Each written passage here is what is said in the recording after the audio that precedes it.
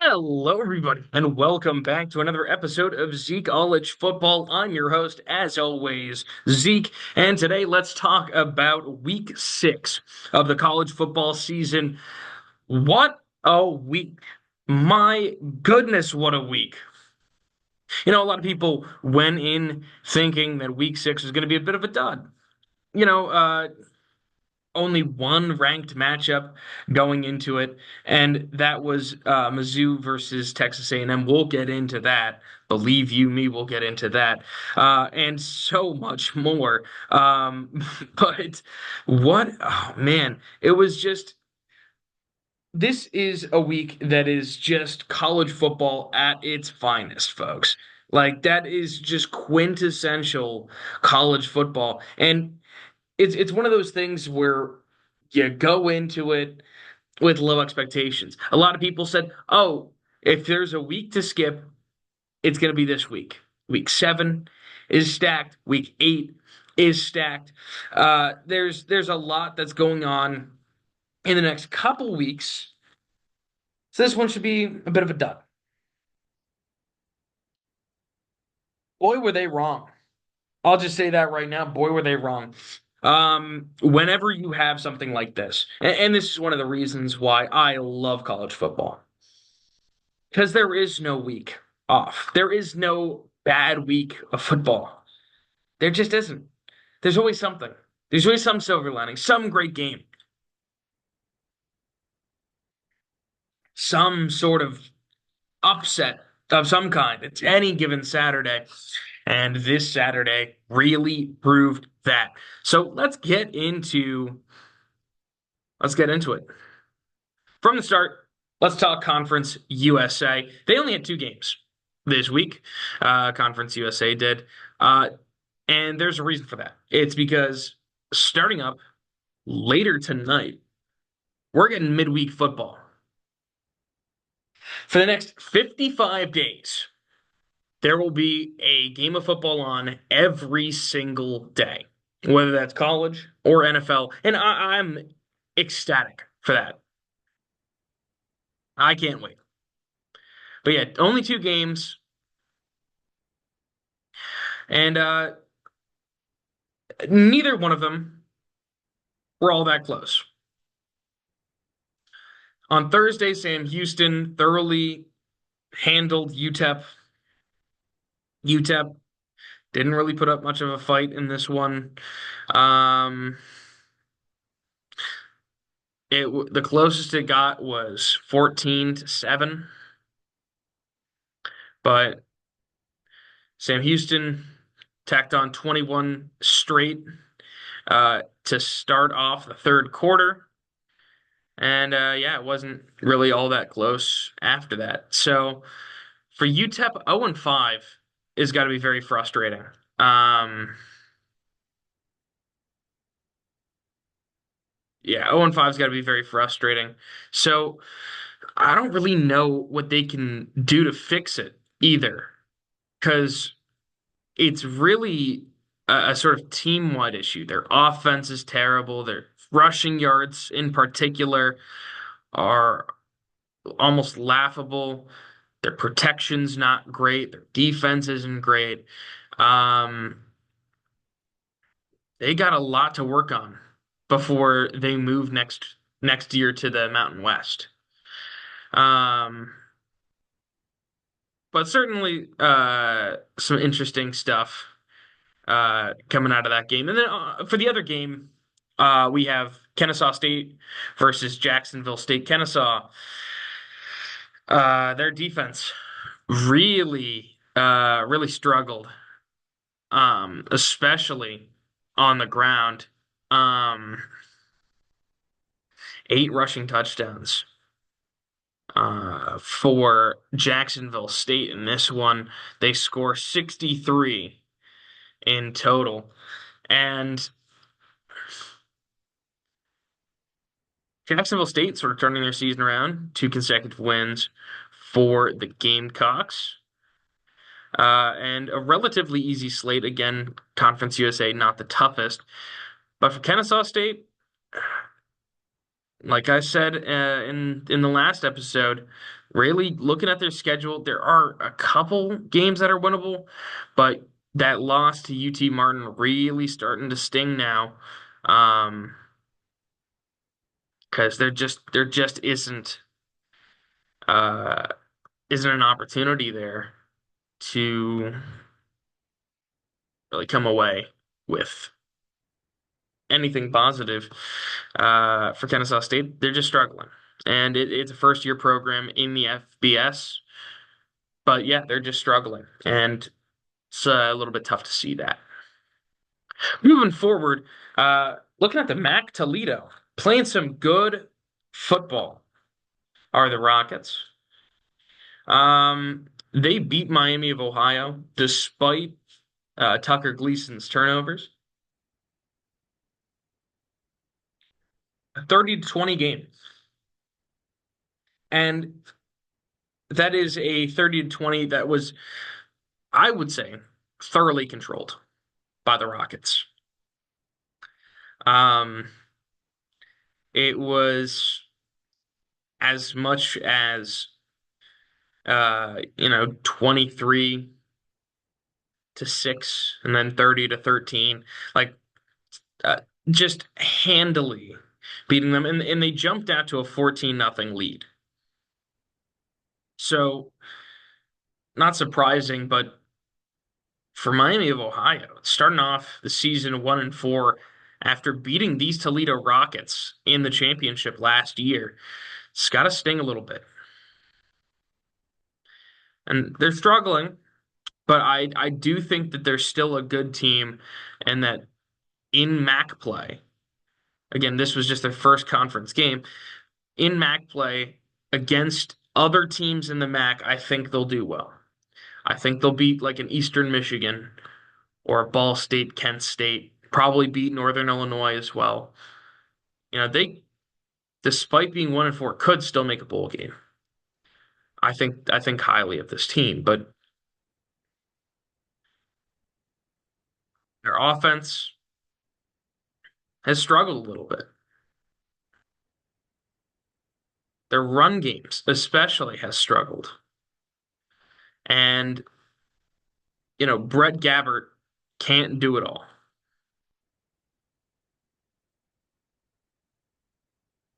So he's had some good seasons in the past. Specifically 2021, he had a really good season. 2023, he had a really good season, but struggling to start off the year. And, I do think they can turn it around, but right now, not seeing a lot. And also, Ball State loses another close game in conference play. This one to Western Michigan. They lost earlier to Central. Uh, Final score 45-42 in favor of the Broncos. It's really hard to tell for especially for MAC teams because there's so much parity there. Who's going to be the real front runners? Like which teams are going to be good and which ones aren't? Toledo is going to be a good team. I can tell that much. But when you get to like the middle of the pack MAC teams, your Western Michigans, your Northern Illinois, your Bowling Greens, your Eastern Michigan, Central Michigan, then it starts to sort of muddy the waters a little bit. Your Buffaloes, are they good or are they just sort of lucking out a victory?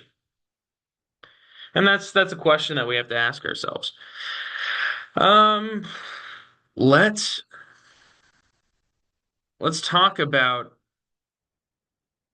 you know, Sun Belt football.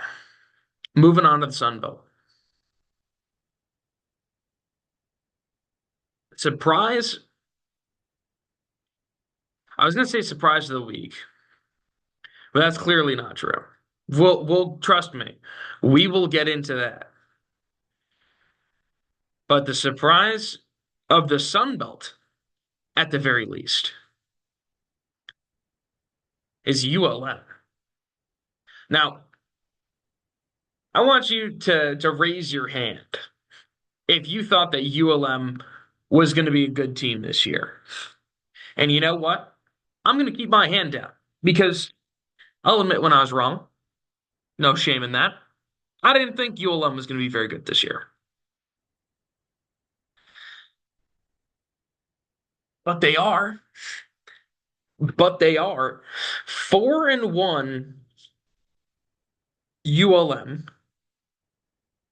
with their only loss coming to the number one Texas Longhorns.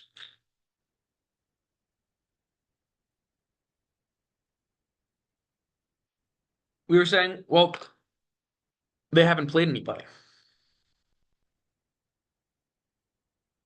You know, they beat a UIB team, but that's a UIB team who's struggling. They beat Jackson State, that's an FCS team. They beat Troy. Well, Troy's having a bad season. We'll get into that too. But they just beat undefeated James Madison, the team who was the number one team in the Sun Belt, the only undefeated team in the Sun Belt at the time. The team that in the past couple of weeks before that had dropped 63 and 70, and ULM holds them to 19 points. I think that says something. I think that says something.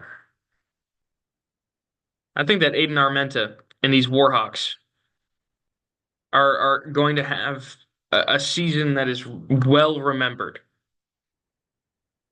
in their program's history. On a little bit more of a sour note, what happened with App State? And I know that there's been a lot of turmoil in that area over these past couple weeks. Hurricane Helene sort of destroyed Boone. But for App State to come out against a Marshall team who's okay, they're fine, but nothing to really write home about with this Marshall team. Joey Aguilar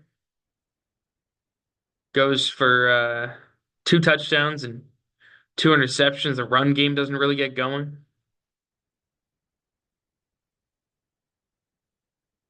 Leading rusher is Aguilar with 55 yards. What's going on with the Mountaineers? They're 0-2 in the Sun Belt where people thought that they were going to sort of run through. It's a Sun Belt that people were really expecting App State to really make their mark in, and now they're tied for the worst conference record. It's just surprising to me. That's all. And then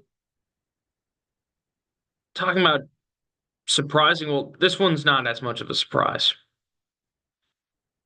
Southern Miss is just flat out bad. They're flat out bad. They're playing bad football. And this past week, they lost to Louisiana. Now, it's a good Louisiana team, but they had 177 total yards throughout the whole game. Can't win like that. You can't win with your offense looking like that. I know they're only 0-1 in conference, and that they lost to Kentucky and they lost to South Florida, two teams that we think are good. But even still, Southern Miss needs to make a change because what Will Clark is doing there is not working. They don't have a single FBS win on the season. Whatever's going on with that program just is not working. Again, they need to make a change there, preferably at the head coaching position, because it's not going to cut it. Southern Miss is a program with a pretty proud history.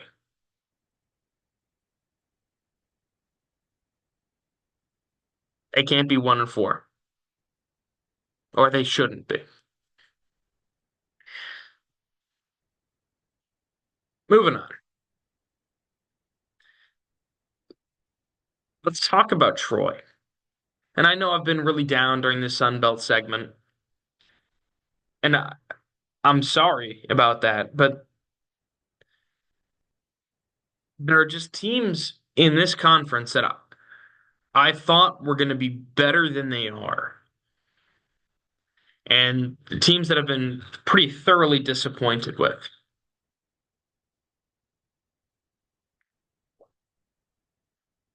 Troy's absolutely one of them. Now, I know that they have a new coach. I get that. I know Jared Parker is not the same as John Summerall. I get that too. But for Troy to rebound from a Sun Belt championship team last year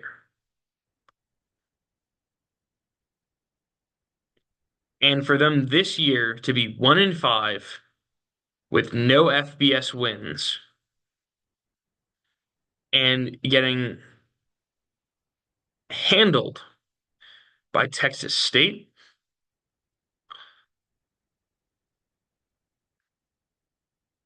It just, there isn't really much to say. It's just disappointing. On a less disappointing note, Coastal Carolina's having a good season. They're number one in the Sun Belt, or tied for first in the Sun Belt. 4-1 record, undefeated in conference.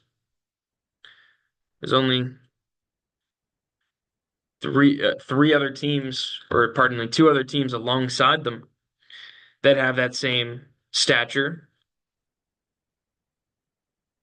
Chanticleers looking pretty good this season under Ethan Vasco.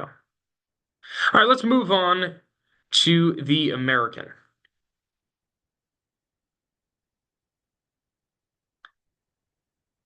And we'll start off with Tulane dropping 71 on UAB.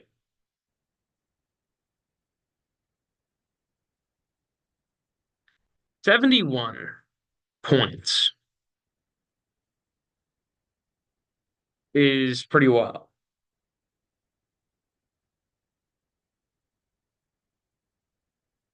And it really wasn't all that close. It was a 20-point first quarter for them.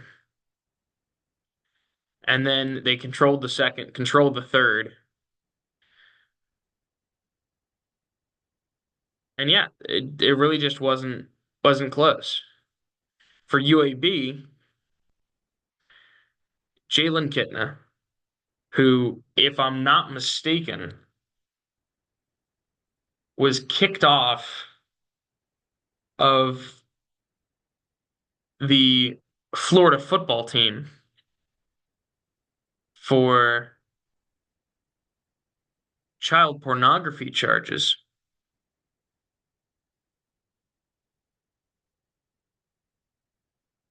He had a plea deal and now started this game for UAB, throws 3 picks. What are we doing here?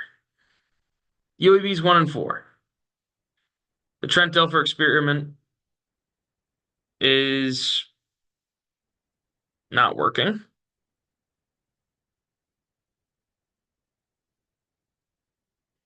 Yeah, I that's that, I don't know. That one that one gets to me a little bit. 71-20. And unfortunate heartbreak for Temple. They really almost did it. They really almost did it. They needed a touchdown. Um, to a touchdown to win it. Field goal would have tied it and sent it to overtime. They're driving down. They get down to the 4 yard line of UConn and they fumble the ball. They get down to the 4 yard line, fumble the ball. They fumble it on the last play of the game, and gets returned all the way for a touchdown 9 point win for UConn. UConn quietly 4-2. Got a good season for them. But unbelievable ending.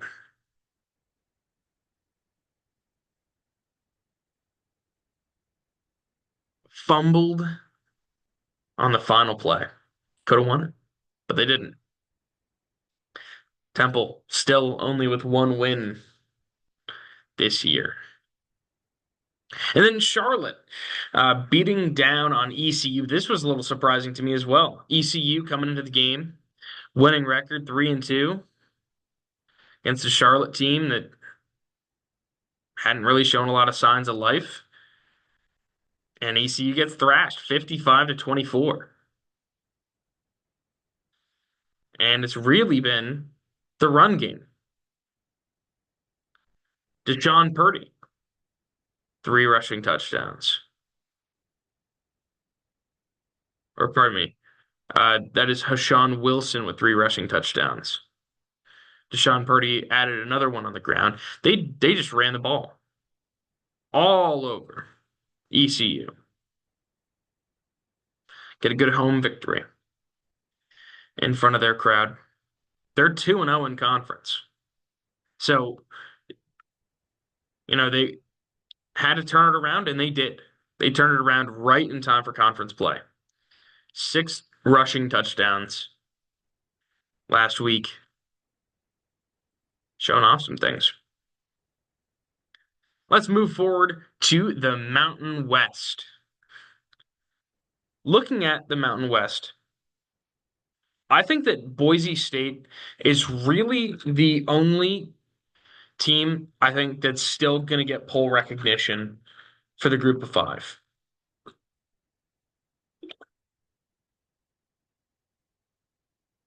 Because looking at some of these other conferences, I'm not seeing a whole lot of poll recognition from a lot of other G5 programs.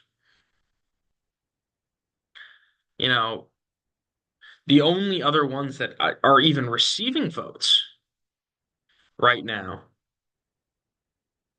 out of the G5 are Army and Navy. That's it. So it's Army and Navy who are outside the top 25. And spoiler alert for when we go through the AP poll, but Boise State at 17. They handled Utah State, Ashton Jeanty, taken out by halftime. After he goes 13 carries, 186 yards, and 3 touchdowns, of course. First handoff of the game, 63-yard touchdown run. Tacks on another 75-yard touchdown run later. Ashton Jeanty better be in New York by the end of the season. He's putting up insane numbers. Already over 1,000 rushing yards through 6 games. Realistically, he's played in 4 because he got taken out in the first half twice.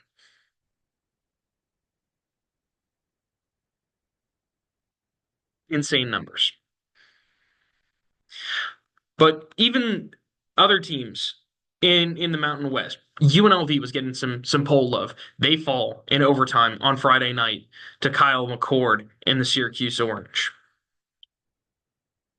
I still think that UNLV is a very good team. I think they're going to cause a lot of problems for a lot of other teams, but I don't think they're going to get the same poll love. I really don't.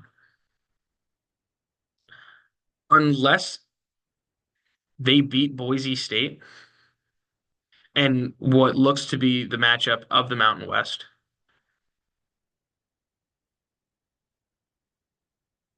then what we're looking at is a UNLV team who has a relatively light Mountain West schedule after this at Utah State on Friday night, at Oregon State. That's not counting it as a conference game.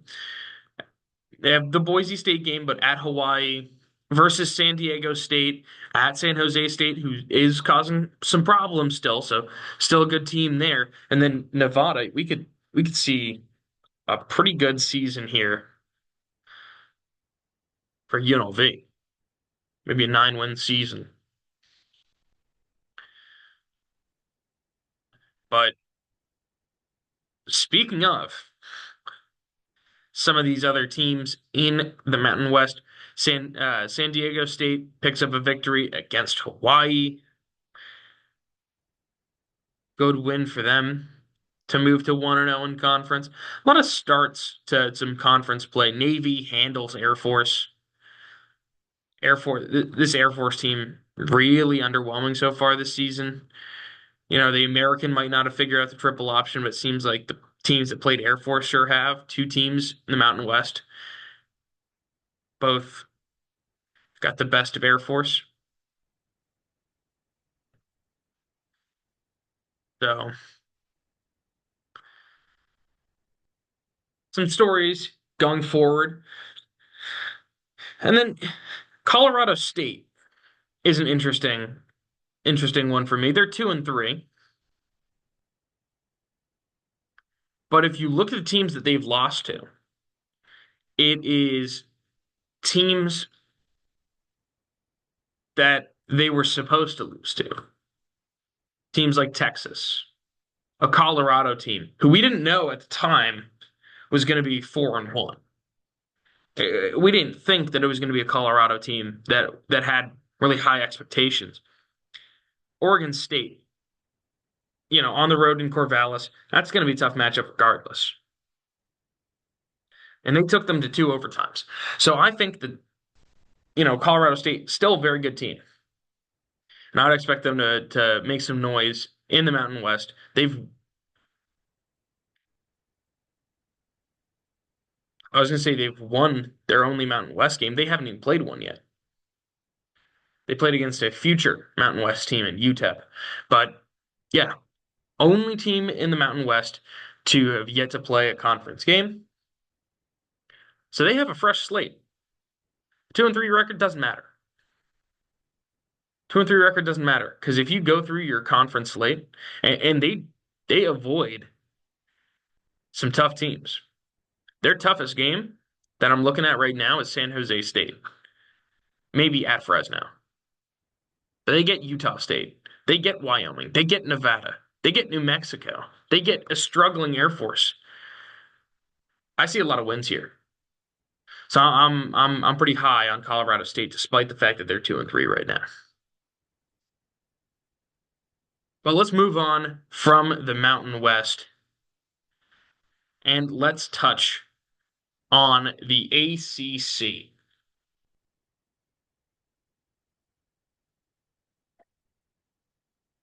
And I know I talked about this last week, but it happened again. Miami got bailed out by the referees again. Now, this is not to excuse Cal fully. You know, ref calls can't like instantly make a huge 25-point deficit disappear like that. That being said, the Cal Golden Bears robbed of a win because Miami was gifted a free pass on what could have been a targeting call that would have iced the game. They were gifted uh, on the final play of the game. There were linemen downfield. They they were gifted a win. Realistically, they were gifted a win. So, when I'm looking at this and you see Miami and you see that they're 6-0.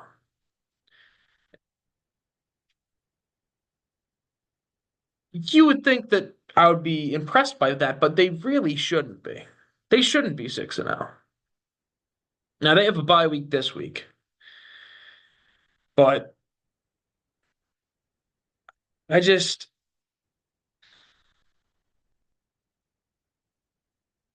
it's hard for me to sort of take this Miami team seriously because I know that they've essentially gotten two free wins.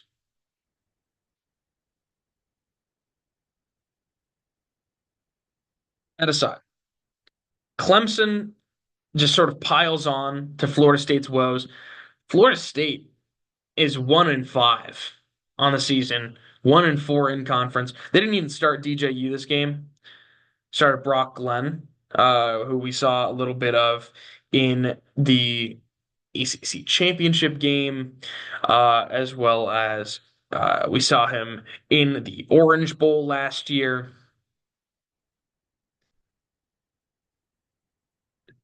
He was fine. Two touchdown passes, one interception. They they couldn't run the ball at all on Clemson. And I think that's way more telling. Because if you can't pass the ball, then it's on your quarterback. All right. If you can't pass the ball downfield, sure, that's on your quarterback, it's on your wide receivers, maybe your offensive line.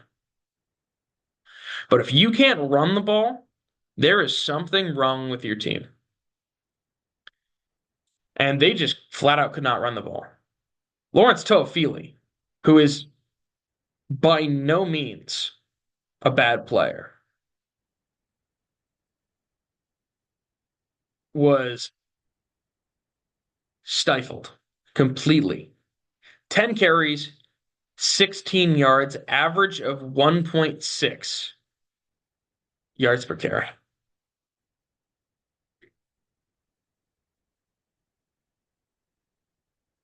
Can't happen. Can't happen. You can't win like that. And for Clemson, they're still looking good. Kate Klubnik looked good. Phil Maffa looked good. Clemson versus Miami is going to decide who wins the ACC. They don't play during the regular season, however.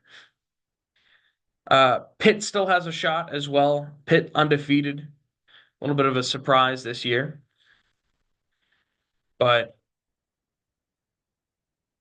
yeah, those two teams are my front runners.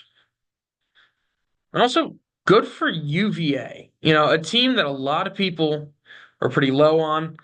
I picked them to go to a bowl game before the season started. They're 4-1 right now. Now they have a tough schedule ahead of them. Absolutely have a tough schedule. They have a game versus Louisville, at Clemson, and then games against number 22 Pitt, Notre Dame, who's ranked number 11, number 25 SMU. They have some tough games, but they showed a lot of fight during their game against Boston College. So they're 4-1.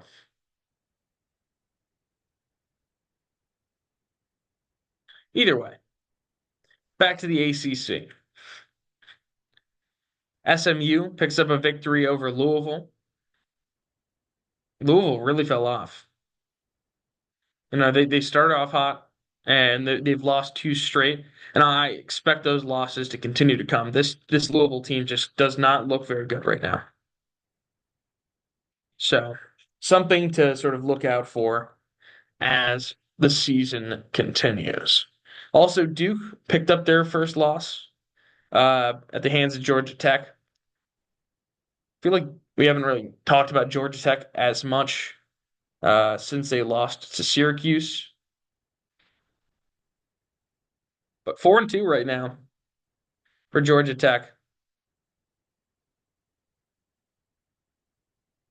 They are already 2-2 in conference, however, so it's going to be tough for them to sort of make any sort of deep run there. Let's talk Big 12. Now, a team that I didn't really expect to be as good as they are, um, was Arizona State. Now, I expected Arizona State to be better, but they're playing some really good football. A walk-off win, 16 seconds left. And the Sun Devils, 4-1 on the season. Meanwhile, Kansas, who started off this season ranked, they're 1-5 and 0-3 in conference. And their losses have all been very, very close. They are like speed running 2021 Nebraska right now. They still haven't picked up an FBS win. 6-point loss to Illinois, 3-point loss to UNLV, 4-point loss to West Virginia, an 11-point loss to TCU, so good for TCU there. 4-point loss to Arizona State. You know, I heard a lot about in during the offseason, oh, watch out for Jalen Daniels. Watch out for Jalen Daniels. He's going to be a Heisman candidate. Really? 7 touchdowns, 8 interceptions? I don't think so. But yeah, Arizona State, good for them. Good for Iowa State as well. Highest ranked team in the Big 12. Pick up another good victory. This one against Baylor. And they just keep on winning. And then some other crucial games there. Uh, Arizona falls to Texas Tech. Texas Tech really rebounded their season after their loss to Washington State. They're 5-1 right now. And they're looking pretty good.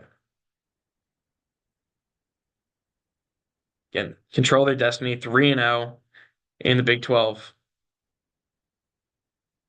for Arizona. Their first conference loss, although they did technically lose another game to a conference opponent, but it was counted as non-conference.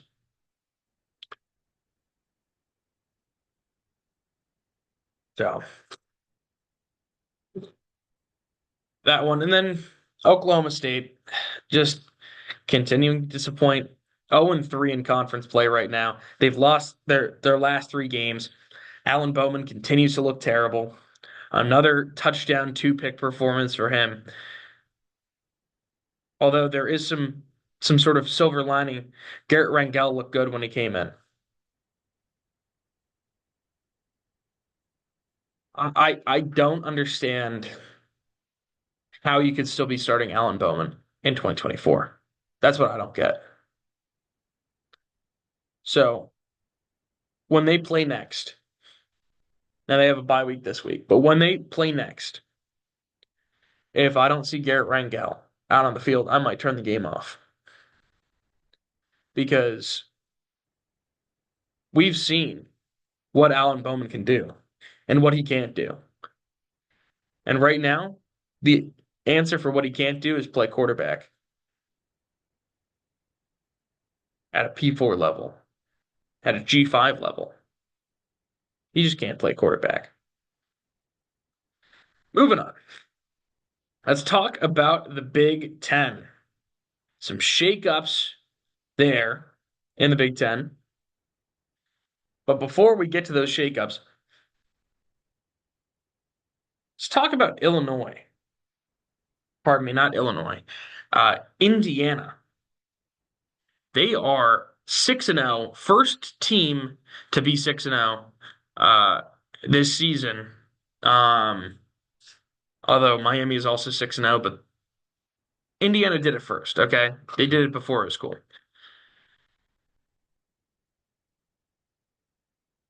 Indiana continuing to win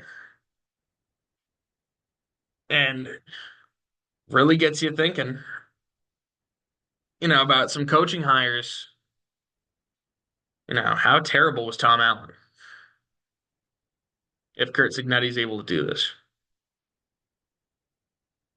Gets you thinking. But let's talk about it.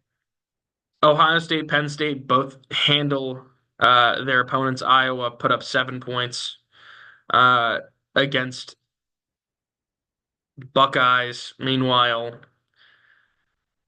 UCLA continuing to look lifeless, and Penn State beats them handily.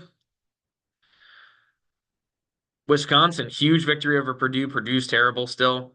Rutgers picks up their first loss. Unfortunate. Nebraska's 5-1 now. But big stories came from two games. And we'll touch on one of them first. USC versus Minnesota, the number 11 team in the nation, USC. And turnovers. Turnovers sealed this one.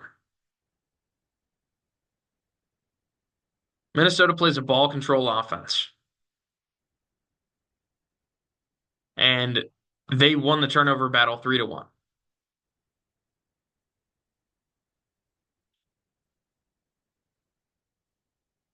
So the Golden Gophers pick up the victory 24-17 and knock USC down to 1-2 in conference. Now, I still think that this is a USC team that can win. I did. I'm looking at some other games on their schedule. I still think that they're a good team.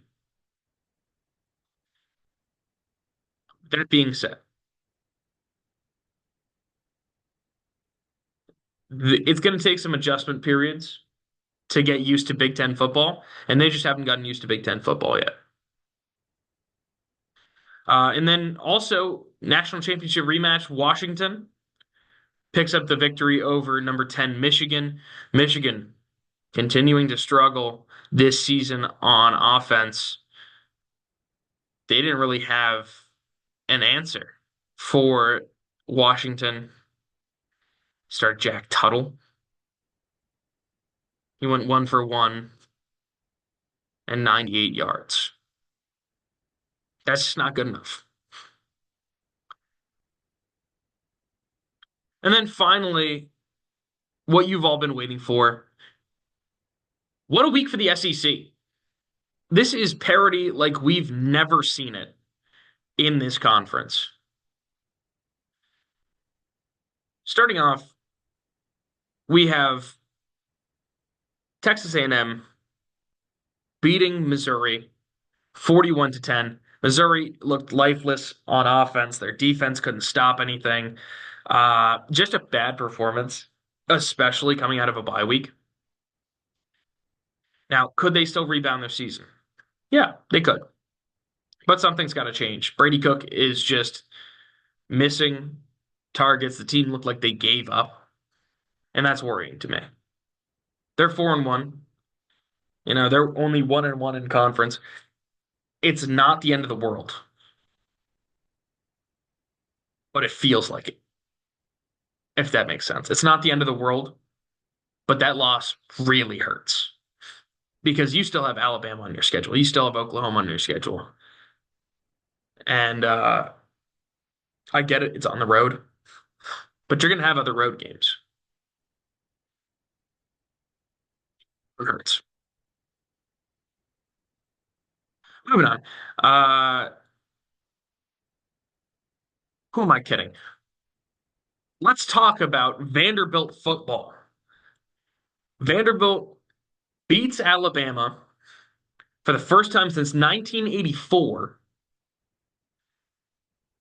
Their fans carry the goalpost 4 miles to dump it in the river. Diego Pavia is the story of college football for the week.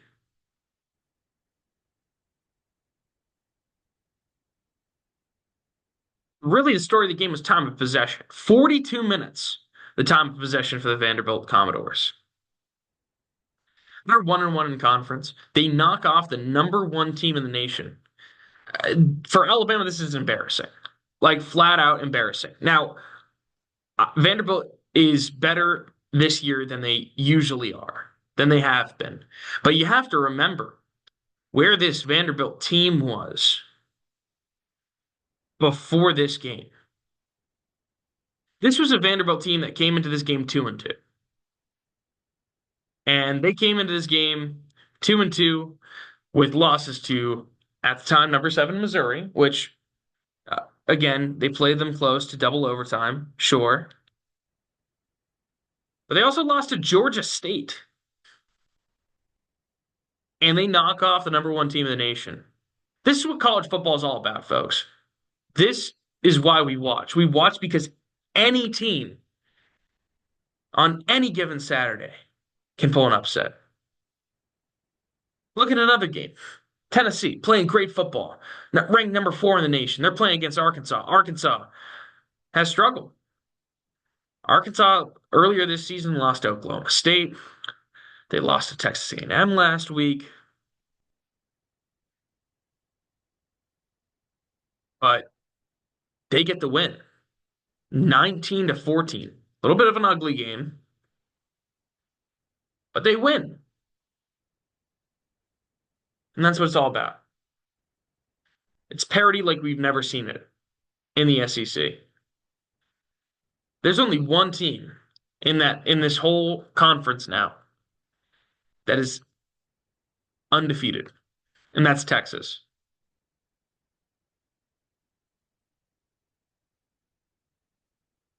What a week. If you are an SEC fan, like overall, if you're just a fan of the SEC, think like Rob Lowe and the NFL Shield hat, terrible week for you.